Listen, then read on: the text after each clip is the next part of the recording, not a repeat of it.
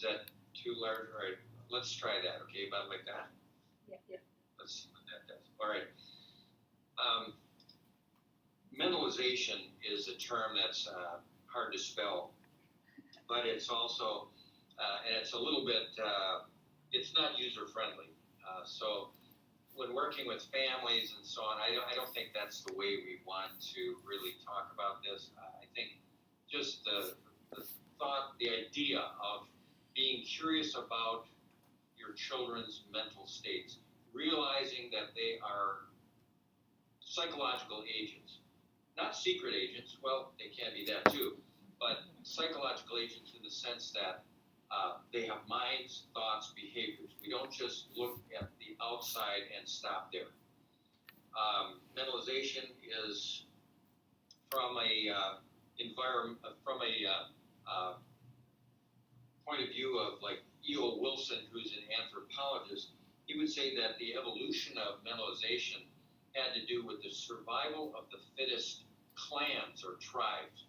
So the I don't know, Neanderthal, Cro-Magnon, whoever got to cooperate and work together better, learned to do that more quickly and more efficiently if they could anticipate each other's moves and actions and read those.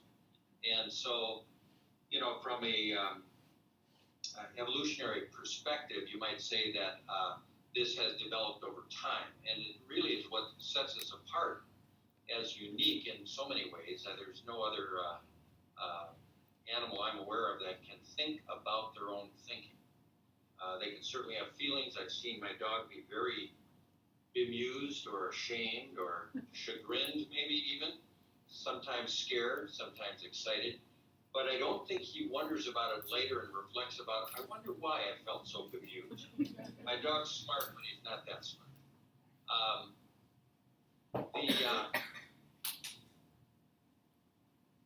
There's regulation and dysregulation. We hear about that a lot, don't we? I think regulation means, well, something we don't see very often in our center, well, among staff. So that's great. But what I mean is that a lot of the kids could be said to have dysregulation. And this is not like a negative comment or to denigrate them in any way. But what happens is that they have not learned through time and through relationships with caregivers and others how to at first co-regulate with the help of a partner, as in like a good caregiver, and then segue or morph into a self-regulator. And so what's essential to learn how to regulate is to start with an attachment relationship that's secure, reasonably secure. And this allows for a lot of things. So we'll talk about that, but it's very important to be mind-minded or to have a sort of a capacity to think about your own feelings, to think about other people's feelings, to think about their behavior, interpret those and make sense out of those by relationship to their mental states. So those kids that we see that are weak on, that lose their temper, that misread situations and get aggressive when no danger really was there. It was just a misinterpretation on their part. They ascribed anger or hostility where it wasn't. In those kind of situations, those kids could be seen as sort of mind blind or not able to really reflect because of the stress level, be able to reflect on their own feelings, the other person's feelings, and they jump to conclusions, sometimes very wrong-headed. And it's all very explainable, but still tough to deal with. So mind-mindedness begins early, and I put a picture here of a mother and her bambino because some of the best work on mentalizing is at Yale Child Study Center. A woman there named Arietta Slade. She has put together a program called Mentalizing the Baby. the study that has been started there focuses on the roots of mentalization in the earliest months of a child's life. The way in which we handle our babies, our grandbabies, our nieces and nephews when they're very, very tiny can tell us and predict a great deal about whether the child will develop the social emotional brain, which is sort of the underpinning of mentalization, the capacity to mentalize, the capacity to empathize, for example, which is slightly different than mentalizing. But so Arietta Slade has found out that when she talks to mothers about their babies, the way in which they can describe and paint a picture of their baby with some richness, some finesse, some in-depth understanding of the child as a little human being with a budding personality and a growing and developing mind, that can predict a child's secure attachment a few years later. They've got all sorts of ways of measuring parents' secure attachment, mentalization capacity, lots of great stuff going on all over Europe and Belgium and University of Louvain, and lots of different places are really catching fire with the idea of identifying mentalization as a road, a path to secure attachment. Attachment is a safe zone. It is a sanctuary where a child, and a laboratory really, in which the child in interactions by the millions with caregivers, whether it's mother, father, grandparents, or someone else, that relationship provides the child or infant and child the opportunity to sort out thinking that is pretty much disorganized from birth forward until there's some assistance from outside. Children, of course, are pre-wired to be able to understand the word, but activation of that occurs within an attachment relationship. Trying to think, there's some other things that the Yale Center looks at with mothers, and they look at not only how the mother describes the baby or young child, but how she interacts or gets along and relates to the baby. You might recall having a baby in your arms recently, or can think back to a time when you were raising an infant or grandson or daughter. And if you hold that baby and relate to that baby using words and talking to the baby as if it had a mind, it develops a mind. I remember some encounters not too long ago with my grandson Wyatt, who is now 10, but I would take him on tours to try to get him bored enough to go to sleep. I'd take him on tours of the house, and we would go through artworks and lamps and giving labels to each thing as we passed. But what I was doing is I was looking at where his eyes were oriented, what he was interested in, and then following his lead. I think that's part of what mentalization is about. On one occasion, his eyes went towards a glass figurine on the ledge, and he grabbed so fast that I couldn't even get him away from it. And I had to sort of take it out of his hands before he destroyed this. And as I took it out of his hand, saying something nice like, please let me have that, and then wrested it away from him, and his hand came across and slapped me right across the face. And he's a brute of a little guy, even at 2.5, and I was kind of stunned. But I said, you weren't happy with Grandpa, as I corralled his arms and got him so he couldn't give me another shot to the jaw. But I labeled a feeling there, which I think would be a sort of a mentalizing thing, reflecting the behavior and why, that had happened, unfortunately, for me. So the parent-child relationship, though, does offer a training ground. And it has evolved, we think, scientists think, over the years.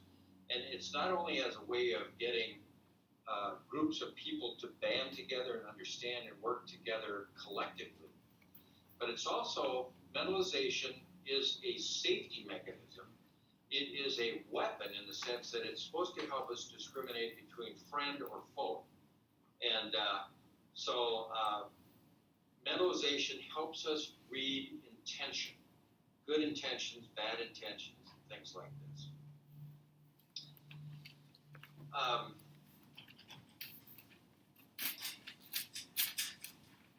Oops.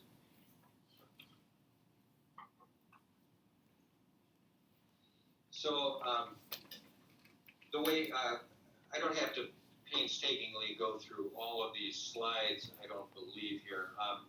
What I want to mention, though, is mentalization develops gradually, starts young, hopefully, the youngest period of time in the child's world. It is a sort of a second birth of the child. It's the birth of the child's mind. The philosopher Descartes said, "I think, therefore I am." And Peter Fonagy, the godfather of mentalization, psychologist over in England, says, "My mother thinks that I think, therefore I develop a mind." And it's that attitude of interaction and stimulation of the child's mind related to feelings, thoughts, and intentions. That's what the trick is. And moment by moment changes, being able to keep up with the child, being attuned, mind to mind. It takes a lot of work and a sort of a relatively peaceful mind of your own to be able to accomplish that.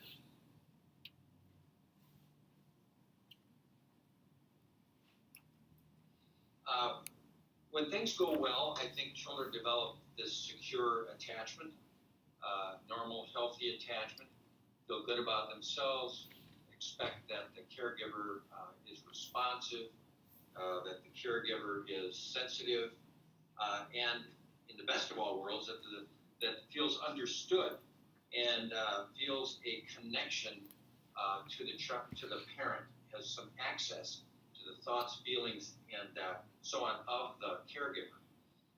With situations of neglect, with situations where the parent might be substance using, we can have absent-minded parents who are neglectful, who are so distracted by their own, say, traumatic history, that they have steeled themselves against their own emotions, the painful emotions they've gone through. How many of us have found that to be true in working with families? We often are looking at children's ACEs. How much domestic violence have they witnessed? Have they witnessed, been exposed to abuse, neglect, sexual exploitation?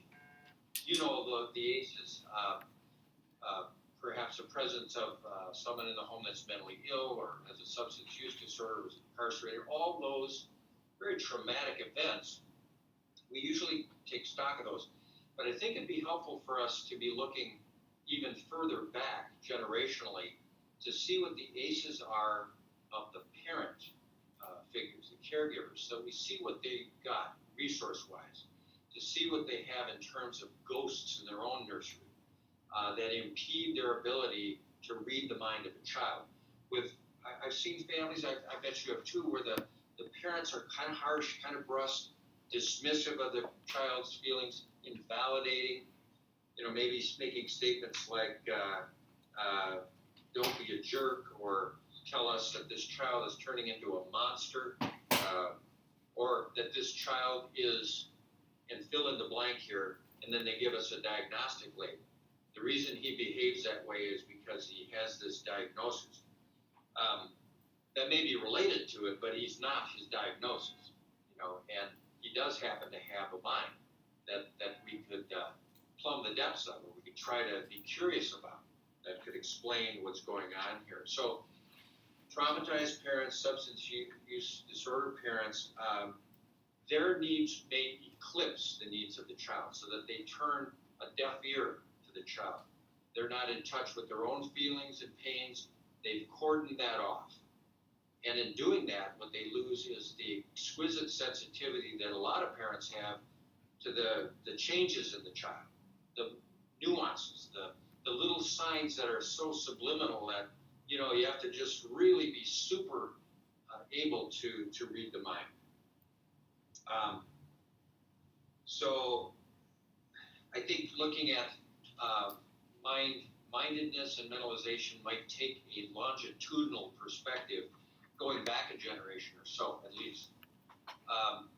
When kids have sort of substandard parenting that's not really connecting with the child's mind, let alone maybe other aspects to the child's life, these children can be at risk of lack of empathy in their own, you know, repertoire. They're not finely attuned to other people's feelings. And that explains why they can become aggressive, because empathy is it's a violence inhibitory mechanism that puts the brakes on hurting other people. Child hasn't had any empathy, they don't show empathy. They don't feel empathy to someone else's pain. They discuss feelings less with their mothers. Their affective vocabulary is stunted. They have problems recognizing emotional faces, or you may have seen these studies that are coming out where abused children in those face morphing experiments can see when a face goes from smiling or neutral to showing grimaces or anger. So they can read, maybe through mirror neurons or something, their hypervigilance makes them specialize in any incipient signs of anger and danger. And with that, then, they become specialized in seeing hostility, unfortunately, where it isn't. So they assign motivation to people that's not really there. And because of all these other factors, they really have problems with regulating emotions. And lastly, they have alexithymia, which, of course, is Greek, I guess. But what it really means is a lack of words for feelings. Many children have that. It's just not been exercised. It's not been developed. The connections aren't there. There's only 4 jobs that I wanted to talk about that parents have, providers, maybe Catholic charities, parents. Tracy, maybe you think of it this way. Keep children safe, job 1. Safety is job number 1. And make them not only be safe, but feel safe, right? So, but then there's other things too. And I think I put this high on the list. Number 2 is to mentalize and make sense of their children, to make a study of the kids, to put them under the microscope in a way so that then, because they don't understand their mind, no one has helped them to understand their innards emotionally, and we need to sort that out, help organize that, and then spoon feed back to them a more coherent, organized vision of the world that can help them understand the clutter, the helter-skelter thoughts and feelings and so on. And then to last thing would be to assist them to express the mental states verbally, to help them put labels to these feelings. Identify the feelings, sort the feelings out, label the feelings, communicate the feelings to us, and then work together with us on dyadic solutions. That as a team, we can help you. We want to help you. We're curious about how you're thinking and feeling, curious about how you see your needs that are often unexpressed, and we're partners with you in the endeavor. So, okay. All right, well, that's kind of a first part of what I wanted to talk about. Now I'd like to see if we can have, if you don't mind, have you go through some mentalization. Wasn't there a movie called Analyze This with Robert, was it De Niro? Yeah. And anyway, he was a gangster, but this isn't Analyze This. I want you to mentalize this, if you would. And looking at this woman's face, just think about the impression that you have and maybe see how it morphs, how it evolves here when you see context, a little bit more context. And then maybe look at these choices and see what you think the mother is thinking. That her child should grow up, quit being overly dramatic. Wondering how she can help, getting her grocery list together, thinks she can't handle the present situation. Anybody with A, let's see hands. Oh, wait a minute, I can't see hands.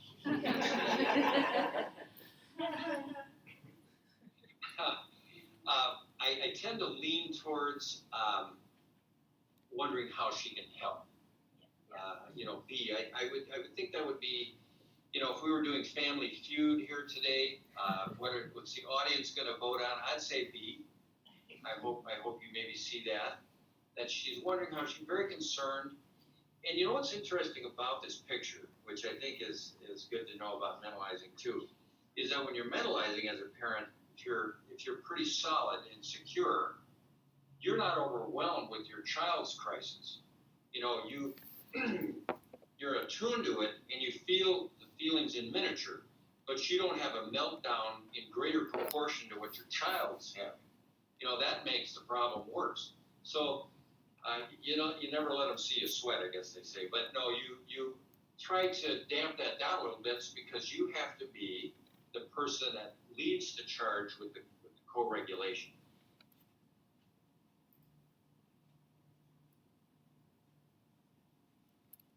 What occurs to you from observing these eyes?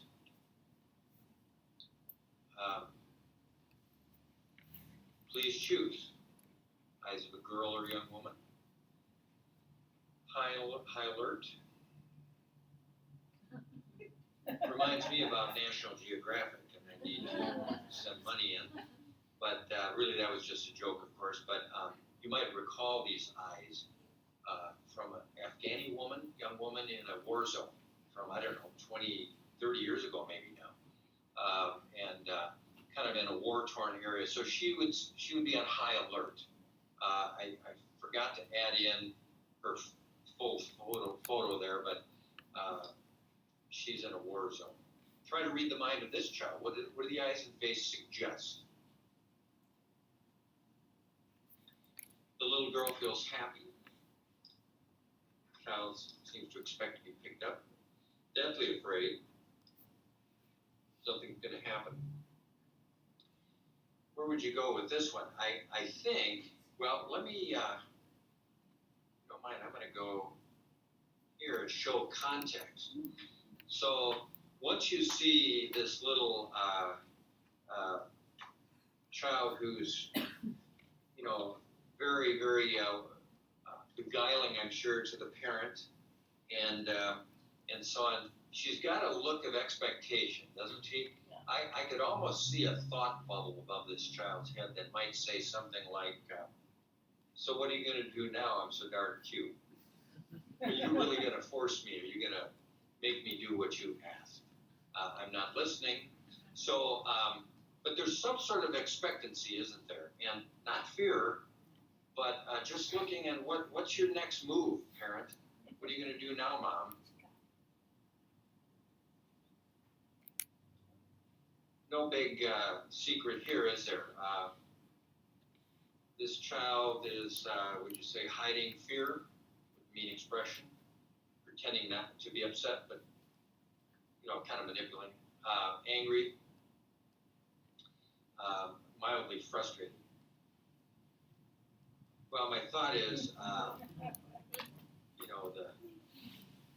the hair alone tells you I don't know if that's because he's angry that his hair sticks out that way, but he's fuming, and with the arms in that position, the body language that we've all learned to read, that says I'm closed off, and my diagnosis might be ODD.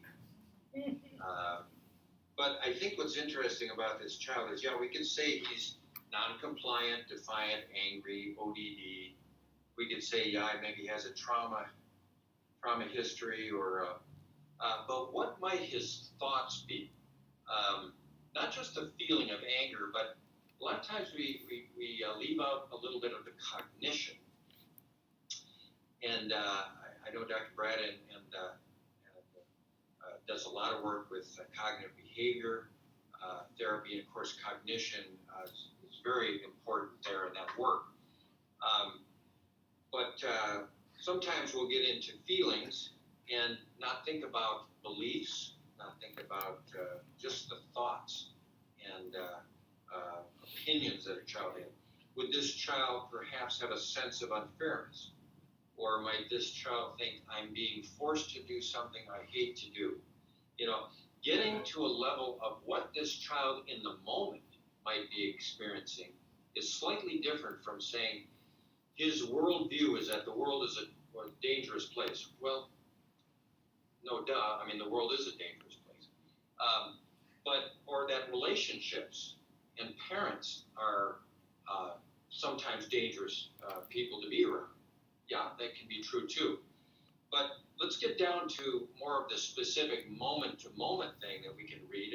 It's nice to know the trauma that the child has been through and what might shape more of his worldview or his working model that he's built of the world and relationships. But we also have to take stock of the moment-by-moment train of thought and the currents of his thinking, and try to read that and help him to come out with that in words. So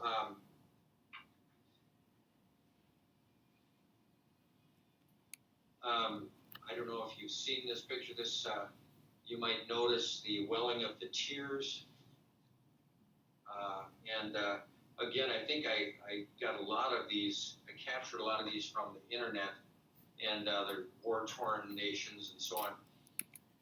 Does this child even know where to begin to start to express the thoughts? This is the 10,000-yard stare we hear about veterans of war, that are just so traumatized so recently that, thought escapes them. It's almost as if thought has left the building. And where would we begin to help this child? Number one, feel safe. Be safe, feel safe, and then process the trauma and what has happened. What do you think is going on here? Do you notice, by the way, how reflexive mentalization is? I mean, do we really even have a choice? Those of us who are in this field, of course, are professionals. Don't try this at home. Don't try mentalizing at home. But as professionals, we're geared towards this, day in, day out, sort of reading people and reading situations and families and relationships.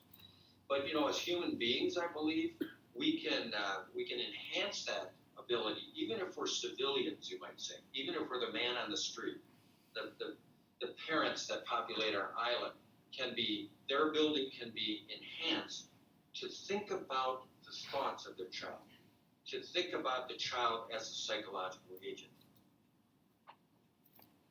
Now that you see the context a little broader, let's step back a little bit. Maybe you have some different thoughts. Our thoughts, of course, we have to know as mentalizers that thoughts can change, that thoughts can be corrected, that with a mentalizing stance, which involves a humility, a certain kind of ability to self-correct, to listen, to be mindful of people's behavior changing and thoughts and feelings changing, and the fact that we might have misread them. Now, what do you think this could be going on here? I'm thinking the sister there on the left, I'm assuming that's the sister who's thinking, she could be thinking, how come my brother had to be so darn cute? Or she could be thinking, what is that on the end of his finger? That would be more like it, but you can see how they're kind of enthralled with this. And although the sister isn't exuberant about it, she's paying attention. So it's kind of used to seeing her brother do things and everybody looking and showing interest, not being overly excited, but at least giving him some attention. This one, I don't know what you're making of that immediately. Obviously feels stomach pain. which would be a kind of a concrete interpretation, a non-mentalizing kind of interpretation of that. He's angry, sleepy. Sleepy, again, would sort of be non-mentalizing. It means more like body condition. He's jolly, again. Feelings, that's a mental state we're guessing at. Feeling frustrated about having to squint into bright sunlight. Probably unlikely that's his reason, but it is a mental state to be frustrated. And there's about the fullest smile you could ever see, huh? Now, of course, eyes, looking at eyes, was actually a technique invented by Simon Baron Cohen, who by happenstance happens to be the cousin of Sacha Baron Cohen, the crazy comic and actor. They're cousins, but Simon Baron Cohen is a world-renowned expert on the spectrum, on the autistic spectrum disorder, and he developed the mind in the eyes test, which is just looking at the eyes of a person to see how people on the spectrum could determine feeling states, how accurate they were compared to, say, a control group of the general population. But in our line of work, we don't just look at eyes.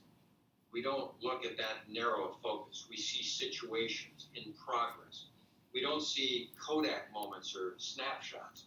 We see the tape. We see the DVD of people's lives. So reading the mind and behavior and relationships, what do you think about this one? Did it take you long to size this up? Probably not. But based on what you saw, what would you think? A, B, C, D. Afraid of being left behind, father angry, daughter closely bonded, father is calmly offering. See, I'm leaning towards D, and not making too much of the boy straggling behind. With mentalization, any of these could be possible, and they're all just hunches. Mind reading is not a perfect science. In fact, to think that would suggest that we're a non-mentalizing person. We're actually kind of pseudo-mentalizing. Telling kids, I know exactly how you feel. Or a statement of, I get that. Can be sometimes, if it's said with the wrong intention, is a dismissive, like, I've heard enough, I've got enough to hear, thank you very much, and go to your room. So let's go through a couple more. One last one here, a picture worth 1,000 words. You size this up already. You're ready to go here. And father and mother in a big fight. Frightened both children. I don't see that. You. Everyone is concerned about the father. Maybe. Family sad but pulling together. Yeah, that could be in the ballpark. And the last one, of course, is a joke, but it's accurate. Family vacations can be an oxymoron. In any case, do I sound too jaded? I'm sorry. Foster parents can connect with the mind of a child.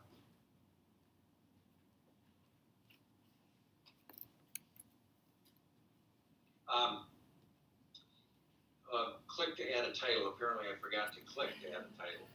But one of the things I wanted to mention is a foster parent who, that I heard of, a foster father who slept in this position nightly in his kitchen. And I would bet that some of you could mentalize why. Or you could come up with some guesses. Didn't he like the waterbed? Is he in the doghouse? In a relationship that's gone awry? Could it be possible that there's a child in the home that likes to do night foraging for food? It's the latter. And in this situation, it's a very concrete, very physical way to deal with an issue, behavior problem. I talked with this father and tried to encourage him to understand what the trauma history had done in terms of the vestiges it left on expectations, on the child's thoughts that the world does not give, so I take, that the world is a glass half empty, all those kind of expectations, and maybe the specific thought each night that I don't know when I'll have my next meal. So with, keeping that sort of mentation in mind, the father could then say, how can I partner with this child to help him regulate his nightly fear and routine of raiding the refrigerator and hiding food between the mattresses? That's being in touch with the child's mind rather than just looking at the child outside. One other side I've sort of neglected about mentalization is that it's always good to keep in the back of our mind, how are we coming across to a child? So mentalization is seeing the child or other people that we're dealing with from the outside in, and knowing ourselves from the inside out, so that we are kind of thinking, how, from a bird's eye view, how am I coming across? With a Zoom presentation like this where we can't see each other, it makes it kind of hard to mentalize without getting feedback, but I think we're all trying. Let's see here. There's thoughts behind running away behavior. There's thoughts around why a child smears in the bathroom. There's thoughts behind why a child might bully, but only bully other bullies. Kind of a Robin Hood sort of character who can feel somewhat noble in the fact that he protects others who he sees or perceives as being bullied on the playground. As you might guess, with a lot of our bullies, they've seen domestic violence. They've seen their mother bullied. They've gotten in the middle of the fracas between mother and boyfriend, more than fracas, horrific events where they're dialing 911, where they're trying to fend off an abuser, where they're escaping from the house in the dead of night. But as a protector to the mom, if the child views himself that way, you can imagine he gets to display that on the playground, perhaps, and can play out or reenact certain things from his trauma history on the playground. And that's all well and good, but what might he be thinking as he does that? That I am alone, the lonely protector of the kids on the playground, and that I do not have the ability to look to an adult, a teacher, a playground monitor, anybody, security, to partner with me in keeping this playground safe. We're kind of running short on time here, aren't we? Let me jump over a couple things here. Oops, that was jumping just a little bit too far. Here's some thoughts that I wanted to leave you with about ideas to increase reflective humility, which I think is always a good idea. Am I deluding myself into thinking I know exactly how my child or someone else thinks or feels? What don't I know? Am I staying curious? That is the mentalization stance. And I think it's called, isn't it, Buddhism, beginner's mind. I think that's a great position. Am I showing interest? One of the postures in mentalization is expecting to be enlightened by what another person can tell you and share with you about their thoughts. If our parents, if we all can take that position, I want to hear your point of view, enlighten me about where you're coming from so I can understand. And then in doing that, we can resolve some of the behavioral issues. There's some other things in here. Am I jumping to conclusion?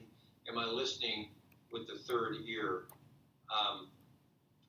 And then to enhance the social brain, which again is the neurological substrate of all this mentalization, parent responsibly, and responsibly is one thing, but responsibly is another. Validate emotions, give names to feelings, do role play, point out similarities, model empathy, and mentalization, encourage reading. Reading has been shown to enhance mentalization in all of us, especially reading novels. Volunteer work, equine therapy. Many children who are callous and unemotional to the pain of other children can still feel some empathy for animals. And I think sometimes you have to start with that basic a step. And always unpack, deconstruct, process feelings after problems arise with our children.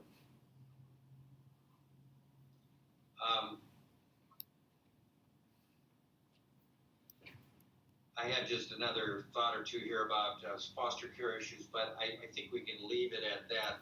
I wanted to just let you know that there's some important, impressive people out there, and I've listed for you. Montague, Slade I mentioned. But these are the names of the people that I draw from routinely when trying to understand what is this thing called the mind and so.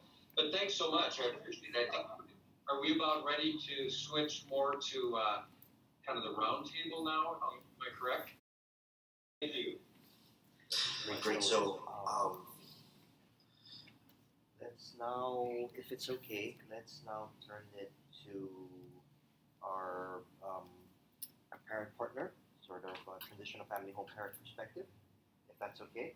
So we have Tracy Lewis with Catholic Charities, wearing many different hats, working now as a transitional family home parent for 11 years. Yes. Congratulations on 11 years. And another hat she wears is doing work in CBR2, is that what?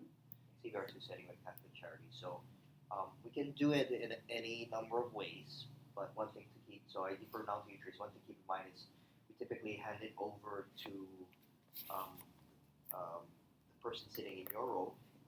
We'd love to hear any sort of initial thoughts or anything you might have, and then we can open it up to the group to ask you and or Rick any number of questions or comments they might have.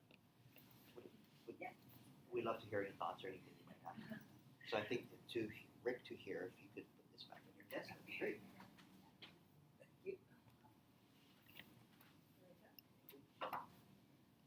Hi, so like I said, my name is Tracy Lewis. I've been a foster parent with Catholic Charities for 11 years, and I also work in the CBR2 with Catholic Charities. I like a lot of what Dr. Delaney talked about today, mentalization, working with the youth, building rapport. He talked about all these kinds of things. Each youth comes in with a whole different set of behaviors, just the things that we see, like Dr. talked about. From, having what we would call like tantrums or hoarding food or all these kinds of things, things that we see. But yes, like Dr. talks about, we try to get through, underneath all of that. You try to get, okay, yeah, he's hoarding food. I think every youth I've had in my home has hoarding. And so we've done a number of things, depending on how old the youth is. We've packed a bag of food, let them take that into their bedroom. We've left things on the counter that they can specifically eat, because you understand that this is not because they're starving, this is because this is an emotional issue, this is a trauma issue. And it's going to take more than telling them, you're going to get bugs in your bed, don't do this. It takes a little bit more than that, and you have to speak to those kinds of things, help them feel safe, help them know that the food is going to be there next morning, things like this. Other issues that come up, abuse issues that might look like anger, they come in and they might throw things or scream at you or yell at you and tell you you're not my parent, I don't have to listen to you, all these kinds of things. And then you delve down a little bit deeper and you find out, well, they really didn't have parents, or they've had so many parents they can't count. And so you again talk to those kinds of issues that, yes, I'm not your mama, I'm not your daddy, but I do care about you, and I'm here to help you. So it's all about finding that, and everyone's different, every youth is different. So what might look like neglect at one time can actually be parents who just didn't know, what to do or how to parent. So you teach to that, you try to help them feel safe. I think what like Dr. Tony said, that is the very first thing we work on. Safe physically, that no one here is going to hurt you, no one here is going to whack you around, hit you upside the head, anything like that. But it's also a safe place that you can yell at me, and I'm still going to be here tomorrow. And it's going to be okay. This is what we do. And they it takes a while. It takes time. It takes relationship, and it takes perseverance. But it is definitely worth it. I've had youth in my home as short as 2 months. I've had babies straight out of the hospital. And like the beginning photos that doctor was showing about making that connection with babies, even right out of the hospital. I picked them up the day they were born, and just making that connection with them, as all mothers, as all of us who are caregiving know that that's super important. Even if you know that they're not going to stay with me, they're going to go off to something else. It's important that they make that connection at that time. So yes, it starts young. Yes, it takes a long time. But it is definitely worth it. Any questions? I don't know what else. Oh, that's very nice, Mitzi. I think you could have given this presentation with 11 years of experience. Thank you so much. Sorry we didn't get a chance to talk earlier today, but those are wonderful sentiments. And I'm really interested in the kids who hoard food. A few years ago, about 9 years ago, on the Big Island, I worked at a community-based residential, and none of the children there were taking food or sneaking food or pilfering food out of the refrigerator. We didn't even have a lock on the refrigerator, which seemed very alien to me, because in previous residential facilities I've been in, hear all the time from resource parents, adoptive parents of kids from either orphanages or poverty or food insufficiency cases that, it kind of goes with the territory that foster kids are going to be preoccupied with the availability of food. They have a starvation mentality. And very interesting though, and I wonder if one of the things to do in addition to letting kids know that they now live in a cornucopia, a horn of plenty, that there's food galore, and it's here at your bedside, or maybe for hygienic purposes, it's more on the kitchen table, or or maybe they have a bedtime snack, or maybe you let them help cook with you, or shop with you, or look at the pantry every day, just to make sure that they know there is enough, because that's what it's about, is there enough? Is there going to be another meal? And are you going to be there to give that to me? Is probably a corollary to that. But the other thing I was thinking is having them be able to make some sort of requests about the need, the hunger need, and there's some value, I think, in having them also say, I need this, I want this, making their need known explicitly in words without feeling like they're going to be dismissed or ignored, or that type of thing, so that you're sort of actually acknowledging the existence of their taste buds and their hunger, and that they feel empowered to ask. It's sort of like a biblical thing. Ask, you shall receive. A lot of the kids don't know, and so what they learn is seek and you shall find, and steal food. So my thought is that empowering them with the words that actually impact how you address their needs might be good too, and you probably do that too, I would think, Tracy. Yes, a lot of I find a lot of talking about food, and even asking them like some of the things that they've eaten in wherever they've been, whether it's their birth home or other transitional homes. We try to incorporate some of that food if I can, if I know how, or if we can figure out how to do that. We try, especially for holidays and things like that. Like, what does your family used to eat? Pateles. Okay, I don't know how to make pateles, but we can buy pateles. things like that to try and normalize food and how that works. Um, we talk a lot about with my youth about healthy choices. Like yes, you can have a cookie, but we're not eating cookies for breakfast. So I mean, and just kind of talking about that because we have this kind of food for breakfast, and these are our breakfast choices, and then choosing dinners. Like okay, so what do we want to do? What do we want to eat tonight? What do you think? Shall we have breakfast for dinner? We've done that, and kids, by the way, love that. And so breakfast for dinner. I've even, in times when I've had a youth who, while they were with us, our pet died, our dog died, and we all had ice cream for dinner. And, and that's, it's not a thing, it's not something we do often, but it's speaking, because food is so emotional. I think in Hawaii, we use it for everything. And not having to express your feelings and talk about it and not rely on the food be your comfort. To adapt to their, the flexibility to adapt to what they're asking for and to what they're familiar with.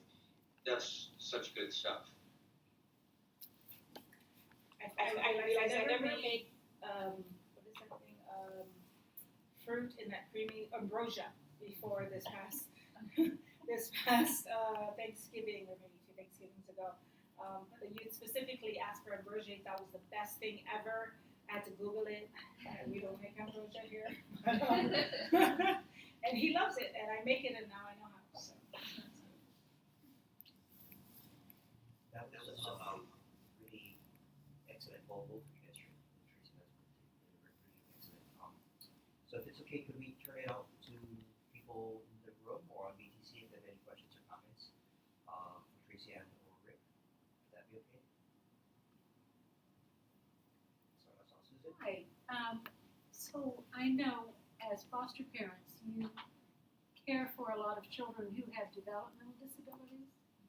And I'm wondering about kids who have challenges with expressive language. So, as if, for instance, my son who's in his 30s does not speak, and I guess, 90% of what he really intends by just observing and just being tuned into him. But I'm wondering if that's a challenge when you have children who aren't with you for long and you're not sure what they're thinking, or how do you interpret their communication? Communication can be really hard. I've had youth who are English is not their first language, so in not knowing how to communicate and or saying what they really feel, what they mean, we use a lot of things. Drawing pictures is amazing. We've had that where, I think I'm not, and usually I try to tell these youth, I'll switch it, but like, you're not making sense. I try to be like, I really don't understand. Can we try this? Can we try this? I have family members of mine that are also special needs and don't speak well, and so there's a lot of, I think some of the youth that come into my home realize that, and they learn some of that from him. We do a little bit of sign language with my nephew, and so some of the kids like it because they learn, like, what mommy is, what want is, what, that kind of thing, like I want more, things like that. So it's different, and it can be difficult, and I think that's true, because it's true with my nephew, who's not a foster child, but it's about all of the family trying to get his needs met. Agree with that when children have, say, some developmental disabilities, communication disabilities, some sort, I think we don't want to just assume that we don't want to go into the world of their thinking, feelings, and intentions. One of the first groups of children I ever worked with was in a halfway house in Colorado, and the kids were all called a developmental disabilities program there. But they had dual diagnosis, is what it was known as, which is spanning intellectual disabilities and mental health issues. And Historically, with that population, this was back in the late 70s, there had been much of a behavioral and sort of operant conditioning, Skinner box sort of mentality here.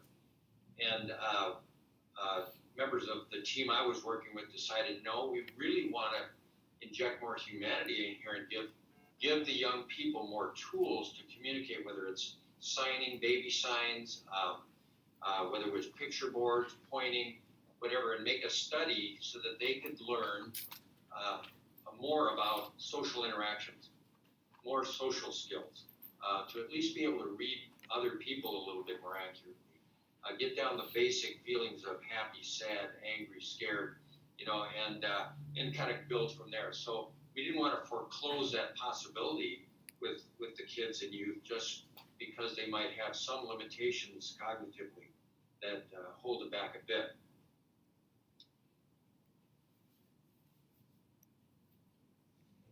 Thank you.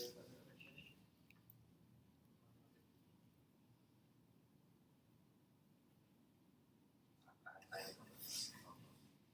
So this is a question for you, Tracy, as well as Rick.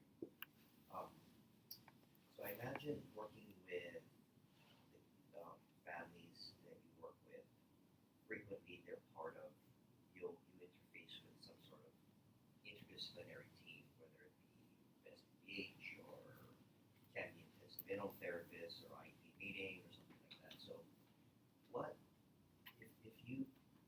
would you say is like the most common, I guess a two-part question. Well, first part is like, what would you say is the most common misconception or misunderstanding that you wish people should stop doing? Like, I wish if every therapist stopped doing this would be great. And then the flip side of that would be, what is the one thing that if every therapist should know? I mean, maybe it's the flip side of each other, but I'm just wondering, like, it's like every time I go into a meeting, if only everybody understood this, or stop doing that. I think for me, everybody always understood that this is a balance. That yes, we are going to be very trauma informed, and we're going to treat this youth according to what has happened to them and what has gone on with their life. But we're also raising a child, and a child also needs boundaries. And so that it's a balance of making sure that, because when you love a child, it's about both. It's about loving them enough to tell them no, and it's about loving them enough to say it's okay. So it's a balance, and we walk that balance every day. Every day. There are some days when, you know what, he really did try to manipulate the situation, and then there are other days when it's, he was triggered, and we need to speak to that emotion and that trauma. And there are other days when, he just tried to play the system. So it's about balancing those two and treating the youth wholly and completely, and not one or the other, because if you're one or the other, there's going to be an imbalance, and we're not going to be doing our best for this youth. If we always say it's okay, it's because of what happened to him every single time, then he won't learn any boundaries. This child will be a nightmare. But to also say, you know what, I love you, so there will be boundaries. And so in every team meetings with people with a whole bunch of alphabets in their name, and speaking to that thing here. So a lot of times I'm a parent, and I walk into a meeting with a bunch of people that's gone to school forever, and we're trying to advocate for that child the way I feel needs to be advocated for. Extremely wise. T, I really wholeheartedly agree again with what you're saying. Lots of wisdom there. My thought is, just looking at foster care, out-of-home care, adoptive families, kinship, foster families, that you have to keep in mind that the healing power of the foster family should not be overlooked. That there's the treatment of choice for so many of these kids is relational therapy. And where do you get the most intense relationship that can turn the exposure to relational trauma around into relational health and healing? That's in the hands of our foster families. So I would say that we should stop discounting if that is a tendency, and I think it can be a tendency to have the foster parent sort of on the low rung of the treatment ladder, sort of marginalized at meetings and so on. And I feel that I have learned so much of what I understand about children and families from amazing foster parents. And Tracy, with your experience and insights, and many others that I've met over years of working with collaboratively with foster families. So in a lot of ways, they've been mentors to me. What I would like to see I'd like to see stopped is sort of the evaluation of a foster family, because that's, in my belief, the healing relationship. It should be paired with biological family development and growth, and the next step back to family or relatives. But the thing that I would feel we should espouse, there's a couple things. One is that we should really think of ourselves as an intergenerational system of care, that we're always looking at families horizontally and vertically, so that we're looking at the system, the network of supports that are available to any family to help their child, and also look back into the closet, back into the history of the family to understand why, for example, a parent gets stuck and can't utilize the tools, the skills that we try to teach them, or sort of feels like they resist moving forward with changes that we think would be able to be implemented, could be learned and used with their child. What holds them back? What about their own ACEs and trauma history impedes this development? So I would say that would be one thing. And the other is, I'd like to see us have more of a mentalization-based focus, that we understand our children from the outside in. And I think that would really help. And dealing with each other, too, in our conflict situations. Stress, trauma, conflict in multidisciplinary teams can happen. We reach across the silos, we try to break down the barriers, but we do have conflicts. And thinking about the other person's thinking, and looking at the other professionals and other helpers for enlightenment on their view, rather than digging our heels in. I think that'd be a great help to all those that we serve. Thank you. Maybe we have one more question.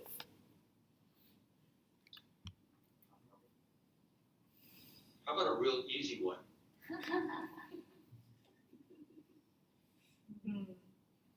Will you do more training? Do I have a choice?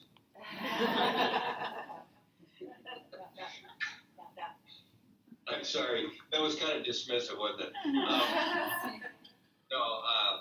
I plan to continue, and I don't know if any of you have come across I've done training all over the place in the islands here, just wonderful experiences with working with Catholic Charities and CFS and HBH and BISAC, and just all sorts of areas that I've had a chance to learn together with people. And also have had a chance to develop that website that really extends the reach of training about trauma and other things out into the mainland and Canada and other places. I think I'll probably die with my boots on, or what do trainers die with? What are they wearing when they die? I don't know, but I'll find out probably. Their clipper. What's your website? Can you guys hear me? Oh, that one. Yes. Well, hi. So I just wanted to thank you. That was such a great presentation, and I'll come thank you in person in a second. But also just that list of your mentors. We share all of the same mentors, like Alicia Lieberman and John Hoffman. But I would also add you to that list. It's your expertise is invaluable. So thank you so much for sharing it with all of us. Oh, Chia, thank you. I think you're the president of my fan club, Chia. Thank you for that. It's just true. That's positive. The website again is fostercollege.com. Thank you. Thank you. Thank you, Dr. Brad. Thank you.